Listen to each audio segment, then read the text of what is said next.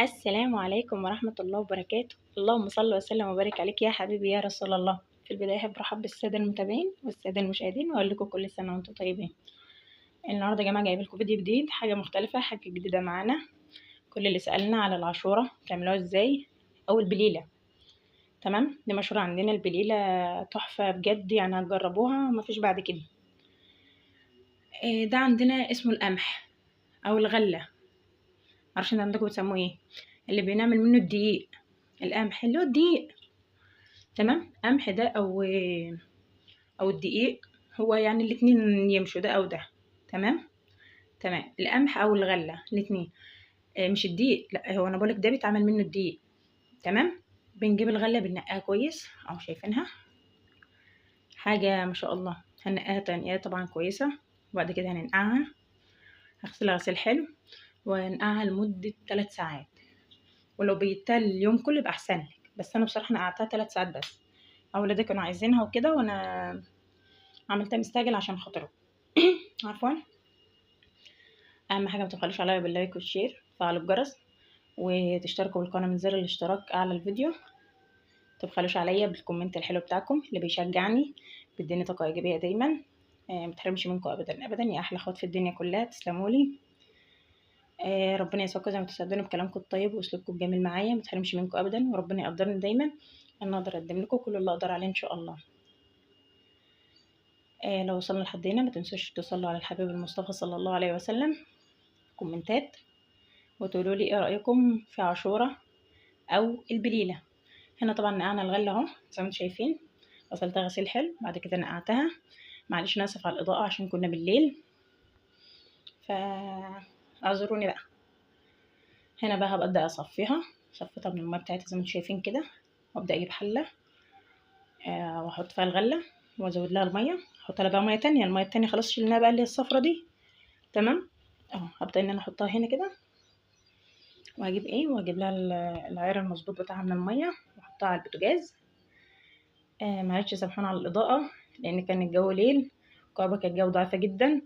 بس انا يعني عشان ما نزلتش معاكم الفيديو قلت اعملها معاكم مره وكده. بس ان شاء الله بعد ما اخلص امتحانات ان شاء الله على خير هبدا اعمل لكم فيديو تاني زيها، بس بطريقه جديده وبطريقه مختلفه حلوه قوي. طبعا كان عندي لبن في الفريزر، لبن طبيعي جاموسي. طلعته، بدات ان انا هسخنه بقى على البوتاجاز اغليه عشان نعمل منه البليله.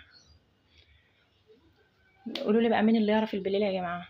في كذا حد يقول لي احنا مش نعرفها. يا رب الطريقه بتاعتي بس تعجبكم وتنال اعجابكم، واكون عند حسن ظنكم. و وبجد طريقه سهله جدا، طريقه جميله. اعذروا ان انا مش عارفه اتكلم كتير، بس والله عشان تعبانه شويه. بس يعني ان شاء الله كده هيبقى في تقدم باذن الله. هنا حطينا اللبن على البوتاجاز. طب اللبن قد ايه؟ عايزه حسب الكميه اللي انت عايزاها، بتعوزي اللبن كتير بتعوزي اللبن خفيف براحتك. تمام. هنا ضفت له السكر وضفت له الفانيليا. الغله هنا ما شاء الله طبعا استوت معانا، البخار مغطي الكاميرا، والله.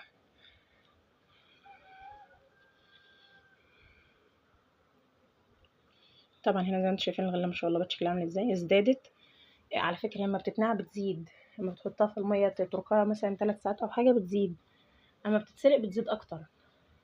حاولوا ان ما تخنقوش الحته دي يا جماعه، يعني مش تشوفوا شويه بالليل تقول لا مش هيقضوا ومش هيكفي والكلام من ده، لا. القمح بيفرط كتير بصراحه، يعني الكوبايه ممكن تعمل كوبايتين لما يتنقع. تمام. هنا طبعا اللبن غلى، حطيت له السكر وحطيت له الفانيليا. هبدا ان انا احط عليه الغله او القمح. تمام. طريقتها سهله جدا جميله، ممكن تعملها حلويات سريعه لاولادك، تعملها مثلا عندك. طبعا ما فيش بيت خالي من القمح، صدقني يا جماعه القمح موجود في السوبر ماركت، في العطاره. القمح تروح تقول له مثلا عايز قمح للبليله، ولو بتاع البليله يبقى افضل بصراحه. ده القمح البلدي اللي بيبقى مزروع في الارض، انما في قمح تاني نفس ده بالظبط كده بس اسمه قمح للبليله، بصراحه بيبقى حلو قوي.